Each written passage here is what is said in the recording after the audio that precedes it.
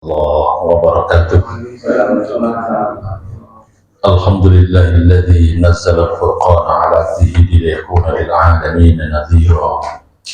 أشهد أن لا إله إلا الله وحده لا شريك له، وأشهد أن محمدا عبده ورسوله لا نبي بعده. اللهم صل وسلم وبارك على سيدنا محمد وعلى آل سيدنا محمد. Amma ba'd, Bapak Saudara sekalian yang saya hormati, bersyukur kita kehadirat Allah Subhanahu wa taala atas limpahan karunia nikmat anugerahnya, sehingga pada malam hari ini kita bisa bersama-sama menjalankan sholat Isya dengan berjamaah, dan kita lanjutkan dengan ngaji, yaitu mempelajari, mentelaah, mencari hikmah ayat-ayat suci Al-Quran yang insya Allah akan memberikan keberkahan bagi kita sekalian. Sallallahu alaihi wasallam, semoga Allah limpahkan dan curahkan kepada junjungan kita Nabi Agung Muhammad sallallahu alaihi wasallam beserta para keluarga, para sahabat dan para pengikutnya setia hingga yaumul qiyamah. Bapak Ibu saudara sekalian saya hormati, pada malam hari ini kita akan membahas atau mengkaji yaitu surat Al-Bayyinah. Surat Al-Bayyinah ini kalau kita dulu kecil menghafalkan itu ya dikenal dengan surat lam yakuni begitu ya, karena diawali dengan kalimat lam yakunil ladzina kafaru. Jadi nama surat itu para ahli tafsir kadang-kadang memberikan nama berbeda-beda ya. Jadi biasanya diambil dari kalimat yang ada di dalam ayat tersebut, dan biasanya awal mukaddimah atau istilahnya awal ayat yang pertama itu yang sering dipakai. Dan dulu ketika kita masih belajar kecil dulu ya, ingat kita itu kalau misalnya ngapalkan surat-surat pendek itu ya diawali dengan ayat yang awal surat gitu ya.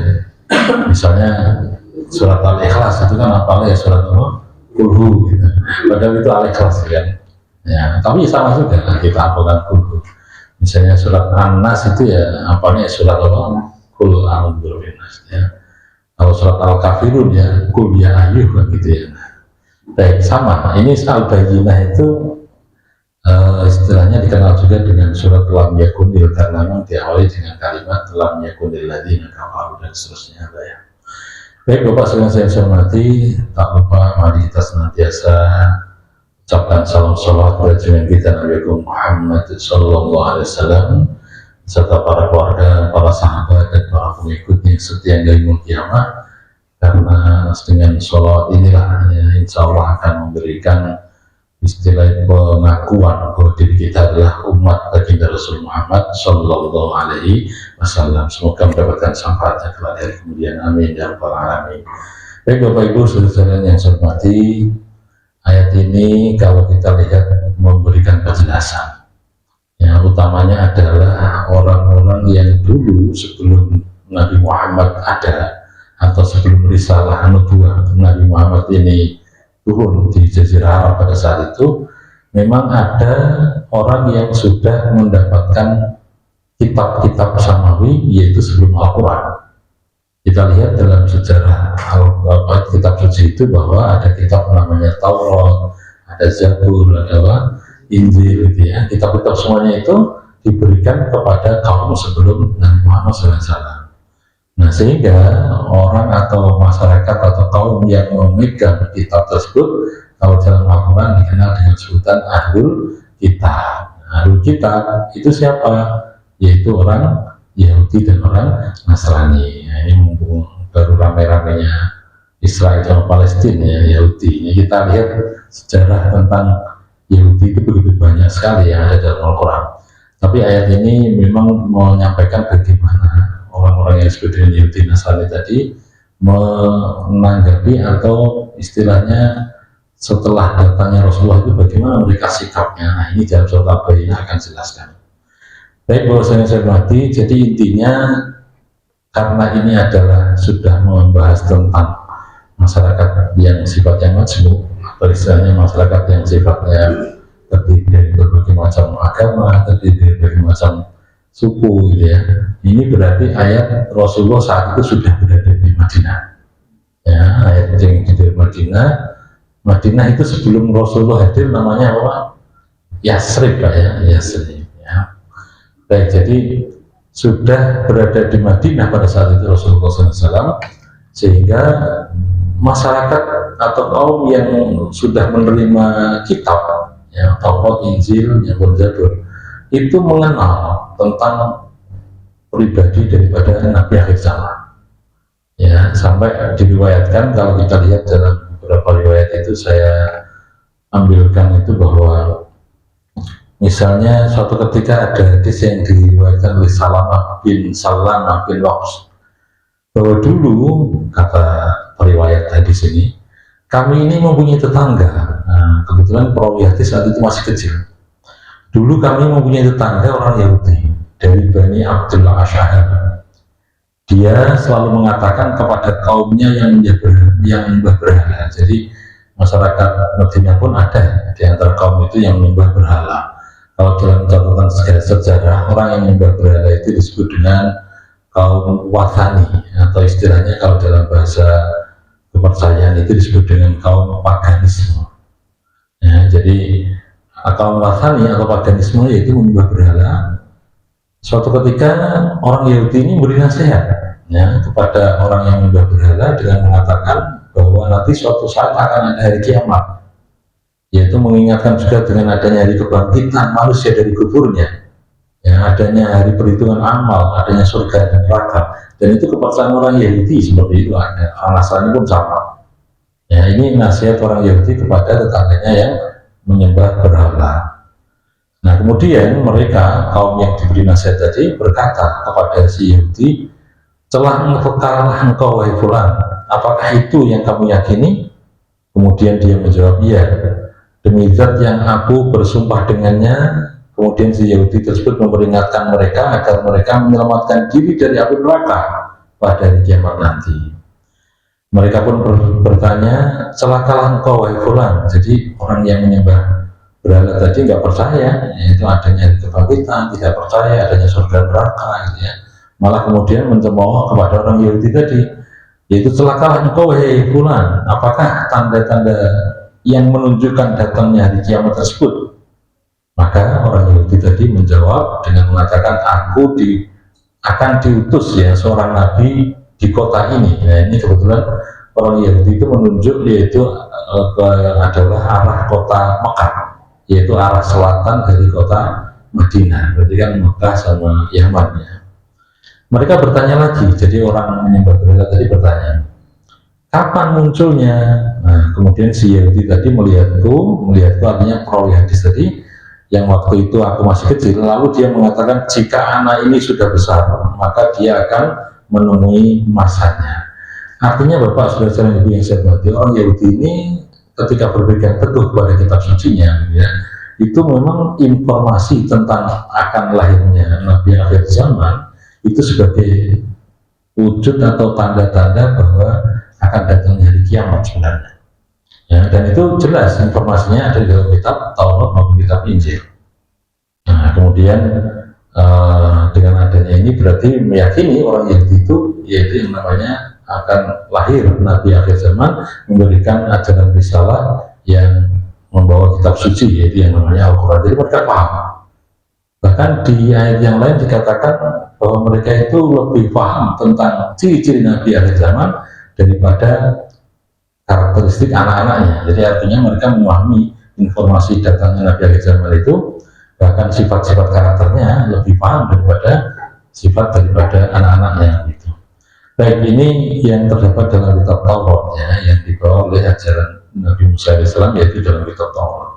Nah, kemudian yang di dalam kitab Injil misalnya, yaitu seorang raja ya, seorang raja yang namanya Heraklius, itu berasal dari Romawi. Ya, yang mana saat itu suatu ketika pernah bertanya kepada Abu Sufyan. Abu Sufyan itu saat ketika ditanya oleh Raja Heraklius belum masuk Islam. Ya, mari kita lihat, kalau kita lihat dalam sejarah periode Mekah itu kan ada Tri Abu yang dikenal dengan orang yang memusuhi Rasulullah ya. Yang pertama Abu Sufyan, satu lagi apa? Abu Lahab, satunya lagi Abu Jahal. Nah, ya. Kalau kita dulu pernah mendengarkan ceramahnya Allah Yarham ya, Kiai Zainuddin MZ, itu beliau mengatakan tri Abu. Itu tiga Abu yang memusuhi Rasulullah, yaitu Abu Jahal, Abu Lahab, satunya lagi Abu Sufyan. Ini tri Abu ya. Nah, saat itu Raja Heraklius ini, Heraklius berarti Romawi. Nah, orang Romawi berarti memegang kitab Injil atau istilahnya beragama Nasrani. Tanya kepada Abu Sufyan sebagai tokoh yang berasal dari kota Mekah, yang saat itu Abu Sufyan belum masuk Islam, walaupun nanti akhirnya kan masuk Islamnya setelah kota Mekah itu masuk Islam. Nah, kemudian ketika saat itu ditanya oleh Heraklius, itu dalam rangka untuk mencocokkan informasi yang ada dalam kitab Injil. Ya, kemudian Abu Sufyan menjelaskan ciri-ciri daripada Nabi Muhammad yang mengajarkan ajaran baru di kota Mekah. Ternyata saat itu informasinya betul benar sama apa yang disampaikan oleh Abu Sufyan dan sama yang persis ya yang diceritakan di dalam kitab Injil. Nah, kemudian jika berita tersebut cocok maka ia akan mengikutinya. Ternyata apa yang disampaikan Abu Sufyan cocok dengan apa yang ia dapatkan. Tetapi ketika datang surat dari Rasulullah, jadi Rasulullah itu setelah berada di kota Mekah, itu kan menyurati para pemimpin atau raja-raja yang pada saat itu ada di sekitar kota Madinah. Salah satunya ya Raja Heraklius ini. Ya, kalau di dalam buku sejarah itu ada itu masih zaman istilahnya tulisan aslinya sahabat Rasul. Kalau Nabi kan tidak bisa nulis ya, menyuruh kepada sekretaris pribadinya itu, ya, yaitu menulis surat kepada Raja Heraklius. Nah, kemudian ketika menyampaikan ke Heraklius saat itu sebenarnya Heraklius secara hati nurani itu setuju sepakat bahwa ini memang Nabi akhir zaman yang ditunggu-tunggu oleh mereka, ya, oleh orang Yahudi maupun orang Nasrani. Tapi kenapa akhirnya pun menolak itu? Jadi ketika Nabi Muhammad melalui suratnya mengajak untuk bagaimana Raja Heraklius itu masuk Islam, itu Raja Heraklius menolak. Kenapa menolak? Nah, itu diantaranya yang paling dominan adalah khawatir nanti pengikutnya tidak percaya lagi dengan dirinya. Biasalah itu ya, itu penyakitnya orang sekarang kan begitu. Itu yang namanya egoisme pribadi ya. Jadi kalau misalnya nanti saya ikut ajarannya Muhammad, berarti bagaimana rakyatku, bagaimana pengikutku, jadi meninggalkan diriku kan begitu. Takut ditinggalkan oleh pengikutnya gitu. Nah, intinya baik orang Yahudi maupun orang Nasrani, orang Yahudi diwakili tadi kisah tentang seorang berita tangga tadi ya, yang telah menegur orang menyembah berhala, kemudian diingatkan ya, tapi diingatkan dengan ajaran Yahudi yaitu percaya adanya hari akhirat, percaya surga dan neraka. Tapi saat itu orang yang menyembah berhala tadi nggak percaya. Nah, akhirnya pun istrinya karena nggak percaya ya tetap orang Yahudi percaya adanya Nabi akhir zaman. Tapi setelah ada Nabi Muhammad SAW di kota Madinah, orang Yahudi ini akhirnya nggak percaya juga Pak ya, akhirnya nggak percaya gitu ya. Nah, makanya nanti ayat ini jadinya turun menjelaskan tentang bagaimana sikap mereka orang Yahudi. Baik, kemudian yang ketiga, jadi tadi saya katakan di Madinah itu majmuk ya, ada orang Yahudi, orang Nasrani, kemudian ada paganisme, ada lagi orang-orang kafir Quraisy yang punya sifat sama dengan paganisme tadi, menyembah berhala. Nah, orang yang menyembah berhala ini ternyata juga dapat informasi dengan adanya Nabi akhir zaman. Dari mana datangnya? Yaitu dari para dukun. Nah, jadi dulu sebelum Al-Quran turun ya, orang yang istilahnya mencari informasi gaib yang dikenal dengan dukun, sampai sekarang masih ada dukunnya, itu kerjasama dengan jin. Jin dulu itu masih bisa mencari informasi langit ya, tapi setelah hadirnya Nabi Muhammad SAW kemudian turunnya Al-Quran Al-Karim, ini jin sudah nggak bisa lagi mendapatkan informasi yang sifatnya valid ya dari langit ya. Tapi kalau dulu masih ya, tapi setelah kenabian dirisal oleh Muhammad SAW ini, kemudian jin ini nggak bisa sampai mencuri dengar ya, informasi langit ya, informasi dari Allah Subhanahu wa taala, yang diturunkan para malaikatnya, yang diturunkan kepada para nabi rasulnya. Nah, saat itu para dukun ini masih bisa mencari informasi, yaitu kerjasama dengan jin, bahwa ada yang akan lahir yang namanya nabi akhir zaman. Jadi artinya baik orang Yahudi, Nasrani maupun orang yang menyembah berhala tadi, maka itu pun mengetahui tentang adanya nabi akhir zaman. Hadirilah Bapak Ibu saudara-saudara hormati, dalam surat Al-Bayyinah ini kemudian menjelaskan tentang bagaimana sikap mereka ini. Kita baca, A'udzubillahi minasyaitonirrajim, Bismillahirrahmanirrahim. Lam yakunil ladzina kafaru min ahlil kitabi wal musyrikina munfakina hatta ta'tiyahumul bayyinah. Jadi artinya bahwa lam yakunil ladzina kafaru, ya, tidak akan menjadi tidak akan ahlul kitab, yaitu ahli kitab, wal musyrikin, dan orang musyrikin itu munfakina, meninggalkan agama mereka. Tidak akan mereka itu meninggalkan agama mereka hatta ta'tiyahumul bayyinah, sampai kemudian datang kepada mereka yang disebut dengan al-bayyinah. Apa itu al-bayyinah? Adalah ayat berikutnya menjelaskan, yaitu rasulun minallah yatlu suhufan mutahharah. Yang dimaksud dengan bukti yang nyata atau al-bayyinah tadi adalah rasul yang datangnya dari Allah Subhanahu wa taala, yang senantiasa yatlu suhufan mutahharah, yaitu membaca suhuf atau lembaran-lembaran yang suci, yang namanya kitab suci Al-Qur'an. Nah, ini awalnya begitu. Jadi orang Yahudi, orang Nasrani gitu ya, orang kafir musyrik Quraisy itu sebenarnya tidak akan meninggalkan agama mereka sebelum nanti datang betul yang namanya utusan Allah, yaitu Rasul Muhammad SAW yang membacakan kitab suci Al-Quran Al-Karim. Baik, kalau kita lihat dalam tafsirnya itu, lam yakunil ladzina kafaru minal yahud wan nasara wal musyrikin tarikina kafrahum hatta ta'tiyahumul alamah allati wa'idu biha bil kutubis sabiqah.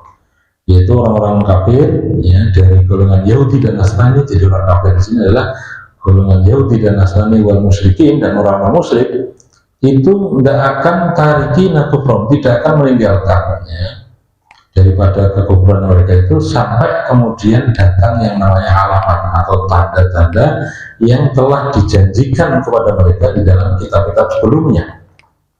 Nah, siapa itu? Wahya Rasulullah Muhammad SAW yatlu Qur'anan fi suhufin mutahharah. Jadi yang dimaksud dengan al-bayyinah atau istilahnya akan datang bukti yang nyata itu, dia adalah Rasulullah, yang mana Rasul akan membacakan Al-Quranul Karim. Al-Quran adalah merupakan suhuf al-mutahharah yang disucikan. Nah, jadi sebenarnya mereka sudah komitmen itu, ya, bahwa mereka itu akan beriman sebenarnya kalau nanti turun Nabi akhir zaman. Walaupun akhirnya pun nanti sebagian ada yang beriman, sebagian yang tidak. Ya, terbukti di dalam ayat berikutnya dikatakan bahwa fiha kutubun qayyimah. Jadi fiha, di dalam suhufun mutahharah, yaitu di dalam Al-Quran itu ada kutubun qayyimah, kitab-kitab yang lurus. Artinya apa? Kitab Zabur, Taurat atau Injil itu isinya adalah lurus, isinya adalah benar, dan itu semuanya terangkum ya di dalam Al-Quranul Karim. Ya, ajarannya adalah ada di dalam Al-Quranul Karim. Maka dikatakan di sini fiha kutubun qayyimah.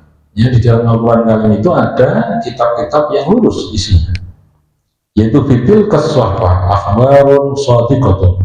Di dalam kitab Al-Quran itu ada akhbarun shadiqah, yaitu ada kabar-kabar yang benar. Wa awamiri adilatun, yaitu wa amiru adilatun, artinya ada perintah-perintah yang adil, yang lurus. Tahdi ilal haqqi wa ila suratul mustaqim, yang akan memberikan petunjuk kepada jalan kebenaran dan kepada suratul mustaqim, yaitu jalan yang lurus. Nah, baru ayat berikutnya Pak menjelaskan bahwa bagaimana itu sikap mereka, orang Yahudi, orang Nasrani, maupun orang musyrik gitu ya. Wa ma tafarraqal ladzina utul kitab illa min ba'di ma ja'atuhumul bayyinah.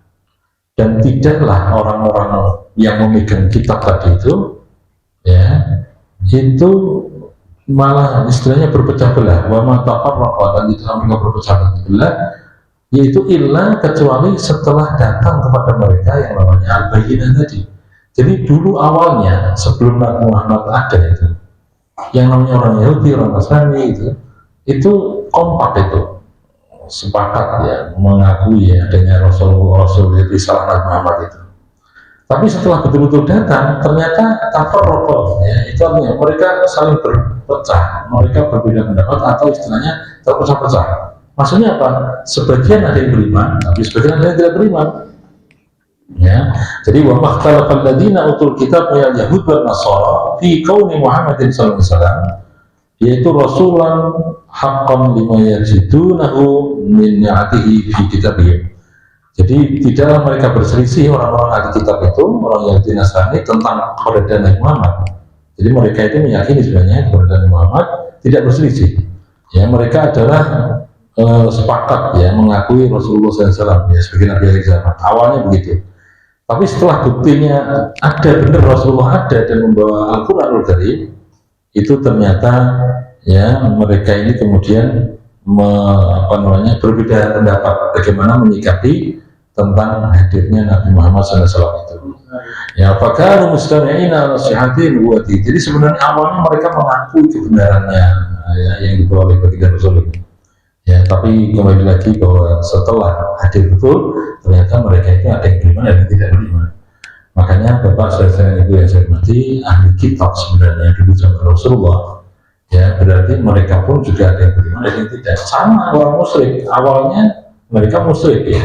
Tapi setelah hadirnya Nabi Muhammad dan Al-Quran dibawa di tengah-tengah mereka, kan ada yang beriman, ada yang tidak beriman. Ya. Termasuk tadi saya katakan Abu Sufyan. Abu Sufyan itu ketika Rasulullah masih berada di kota Mekah adalah musuh yang paling luar biasa itu.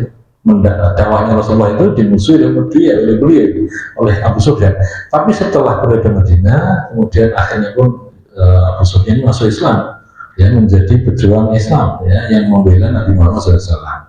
Ya, jadi artinya ini adalah bahwa adanya Nabi Muhammad itu menjadikan perpecahan antara mereka. Sebagian ada yang beriman, sebagian yang tidak beriman. Ya, nah, makanya ini kita tahu kenapa kok tidak beriman di antara mereka itu ya. Itu salah satu sebabnya diantaranya adalah bahwa Nabi akhir zaman yang ditunggu oleh mereka itu bukan dari keturunan dari mereka. Pernah saya sampaikan bahwa para nabi, para rasul itu kebanyakan lahir dari nasabnya Nabi siapa? Nabi Ishaq ya. Jadi Nabi Ibrahim ini kan punya putra dua dari Nabi Ishaq dan Nabi Ismail kan. Kalau Nabi Ishaq kan ibu Siti Sarah, kemudian Nabi Ismail dari Ibu Siti Hajar. Dari Ishaq ini, Nabi Ishaq alaihissalam itu turun para nabi, para rasul yang banyak sekali. Ishaq ini kemudian punya anak namanya Yakub. Yakub itu kalau kita lihat dalam sejarah agama itu dikenal dengan sebutan Israel. Ya, Israel itu adalah orang yang disucikan. Ya. Anak keturunan Nabi Yakub dikatakan apa? Bani Israel, gitu ya. Yang sampai sekarang dikatakan Yahudi tadi. Ya, karena ada salah satu daripada anak Yakub alaihissalam ini, yaitu yang namanya Yehuda. Ya, Yehuda ini kemudian anak keturunannya menjadi Yahudi. Baik, kemudian dari Yakub lahir Yusuf. Yusuf kemudian adalah Ayub. Ya, ada Nabi Musa, Nabi Daud, Nabi Sulaiman. Semuanya dari sini. Nabi Isa alaihissalam. Semuanya dari jalurnya Nabi Islam. Tapi kenapa Nabi akhir zaman yang ditunggu-tunggu oleh mereka ini ternyata bukan dari jalur sini, Pak. Ternyata dari jalurnya Nabi Ismail alaihissalam, ya. Karena Nabi Muhammad ini kalau dilanjut sampai ke atas itu adalah keturunan ya Bani Hasyim, kemudian Bani Adnan gitu ya, Adnan ya. Kemudian Adnan ini sampai ke atas terus sampai Nabi Ismail, ya. Tetap keturunan Nabi tapi jalurnya beda, ya.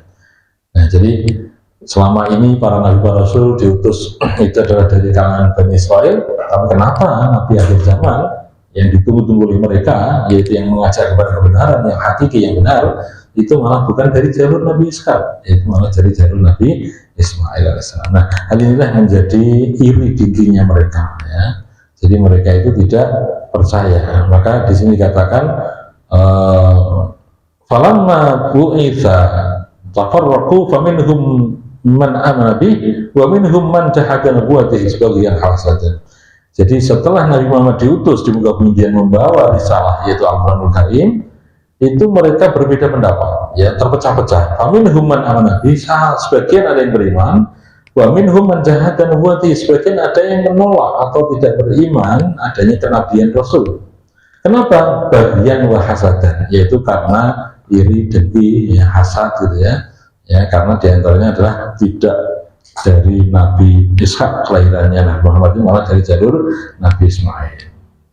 Baik, padahal sebenarnya ajaran yang dibawa oleh mereka adalah bahwa umiru illa liya'budullah mukhlishina lahuddin. Tidaklah mereka ini diperintahkan kecuali hanya liya'budullah, untuk menyembah kepada Allah Subhanahu wa taala. Kemudian menyembahnya adalah mukhlishina lahuddin, dengan ikhlas karena Allah Subhanahu wa taala, ya. Ya, dan berikutnya adalah wa yuqimus shalah, dan mendirikan salat, wa yutuz zakah, dan menunaikan zakat, wa dzalika dinul qayyimah, dan itu disebut dengan agama yang lurus. Baik, jadi wa ma umiru fi sa'ir syara'i. Jadi tidaklah diperintahkan kepada orang Yahudi Nasrani tadi kecuali adalah dalam rangka untuk liya'budullah, untuk menyembah kepada Allah. Menyembah kepada Allah yang esa, yaitu qasidina bi ibadatihi wajah. Maksud peribadatan itu ditujukan hanya kepada Allah Subhanahu wa taala yang esa, yaitu ma'ilina anisyirki ilal iman, yang mana bisa pindah atau cenderung condong dari kesyirikan menuju kepada keimanan. Kemudian yang kedua adalah wa yuqimus shalah, mendirikan salat, wa yu'addis zakat, dan menunaikan zakat. Wa dzalika huwa dinul istiqamah wa Islam. Itulah yang dimaksud dengan agama yang istiqamah, agama yang lurus. Itulah yang disebut dengan al-Islam, yaitu agama Islam. Jadi artinya mereka ini orang Yahudi Nasrani, ya, orang musyrik gitu ya, itu dengan datangnya Nabi Muhammad sebenarnya adalah kalau mau masuk Islam, ya diperintahkan untuk menyembah kepada Allah yang esa, kemudian menjalankan sholat, menunaikan zakat, ya, dan beribadah yang lainnya. Itu yang disebut dengan agama syariat Islam. Wa ma umiru illa liya'budullah mukhlishina lahuddin hunafa wa yuqimus shalah wa yutuz zakah wa dzalika dinul qayyimah. Baik, Bapak saya kalian yang saya hormati, ayat berikutnya dikatakan innal ladzina kafaru min ahlil kitab wal musyrikin fi nari jahannam khalidina fiha. Innal ladzina, sungguhnya orang-orang yang kafaru, mereka kafir, mereka ingkar dengan risalahnya Nabi Muhammad, min ahlil kitab, dari ahli kitab wal musyrikin, dan orang musyrik, fi nari jahannam, nanti letaknya adalah di neraka jahannam, khalidina fiha, yaitu kekal di dalamnya. Ulaika hum syarrul bariyah, mereka itu adalah seburuk-buruk manusia. Ya, jadi innal ladzina kafaru minal yahud wan nasara wal musyrikin iqabahum naru jahannam. Jadi istilahnya akan diganjar, akan ditempatkan di neraka jahanam yang kekal di dalamnya, dan itu adalah asyadul khalifah syarron. Jadi sejelek-jelek manusia adalah orang yang dimasukkan di neraka jahanam. Na'udzubillah min dzalik, ya, kita semoga terhindar dari siksa api neraka jahanam. Kebalikannya, innal ladzina amanu wa amilus sholihat, orang yang beriman dan beramal soleh, gitu ya, maka ulaika hum khairul bariyah, mereka itu adalah sebaik-baik manusia. Jadi walaupun dulunya adalah Yahudi atau Nasrani atau musyrik gitu ya, tapi asal dia kemudian beriman, ya, kemudian beramal soleh, nah itu berarti ulaika hum syarrul bariyah, ya, ulaika hum syarrul bariyah, mereka adalah sebaik-baik ulaika hum khairul bariyah, mereka adalah sebaik-baik manusia. Jadi asal beriman, beramal soleh, kemudian mengakui ajaran Nabi Muhammad, berarti dia termasuk sebaik-baik manusia. Nah, kalau sudah seperti itu apa? Jazaohum 'inda rabbihim jannatu 'adnin tajri min tahtiha al-anharu khalidina fiha abada. Orang yang beramal soleh, ya, orang yang beriman, beramal soleh, ya, maka dia akan mendapatkan jazaohum, pahala mereka di sisi Tuhan mereka adalah jannah, surga. Itu sudah disebut dengan surga adn. Ya, jazaohum 'inda rabbihim yaumil qiyamati jannatun iqamah wa istiqrarun fi muntahal husna. Jadi tempat yang paling bagus, tempat yang paling indah, itulah yang namanya surga adn. Tajri min tahtiha qusuriha wa syarihal anhar.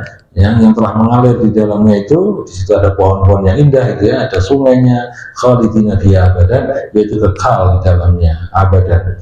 Radhiyallahu anhum, Allah ridho kepada mereka, mereka pun ridho kepada Allah Subhanahu wa taala. Jadi artinya apa? Allah memberikan keridhoannya kepada mereka, orang beriman dan beramal soleh, mereka pun senang, ridho, telah diberi surga agen tadi, gitu ya. Jadi itu berarti di sini dikatakan dzalika liman khasyya rabbah, dan itulah orang yang takut kepada Allah Subhanahu wa taala. Bapak Saudara yang saya hormati, jadi intinya adalah dalam surat Al-Bayyinah ini menjelaskan bahwa orang yang disebut dengan ahlul kitab, orang Yahudi, orang Nasrani itu, bahkan orang musyrik itu juga mengerti, memahami tentang Nabi akhir zaman, ya. Tapi setelah betul-betul hadir, ternyata mereka tidak mengimaninya. Nah, sebagian ada yang beriman, tapi sebagian banyak yang tidak mengimaninya, ya. Sehingga tetap dikasih penegasan di akhir ayat, kalau memang beriman dan beramal soleh, ya, meninggalkan perbuatan syiriknya, meninggalkan agama Yahudi Nasrani, masuk pada jalan-jalan Islam, maka akan mendapatkan tempat yang disebut dengan surga adil, ya, surga yang penuh dengan kenikmatan di dalamnya. Baik Bapak saya sekalian yang saya hormati, ini menjadi pelajaran bagi kita sekalian. Semoga dengan adanya kajian surat Al-Bayyinah ini memberikan pencerahan, penjelasan bagi kita sekalian, ya. Allah akan berikan kemudahan kita dalam menjalankan syariat agama, dan semoga Allah memberikan keselamatan pada kita sekalian dunia dan akhirat. Amin Allahumma amin. Demikian Bapak saya hormati yang semoga ada manfaatnya. Kurang lebihnya minta maaf. Bila taufiq hidayah. Wassalamualaikum warahmatullahi wabarakatuh.